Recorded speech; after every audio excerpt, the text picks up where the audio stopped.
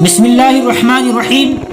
جمعہ کی رات اور دن میں درود پڑھنے کی فضیلت۔ اوس بن اوس رضی اللہ عنہ کہتے ہیں کہ رسول اللہ صلی اللہ علیہ وسلم نے فرمایا، تمہارے سب سے بہتر دنوں میں سے جمعہ کا دن ہے۔ اسی دن آدم علیہ السلام پیدا کیے گئے، اسی دن ان کی روح قبض کی گئی، اسی دن سور پھونکا جائے گا، اسی دن چیخ ہوگی۔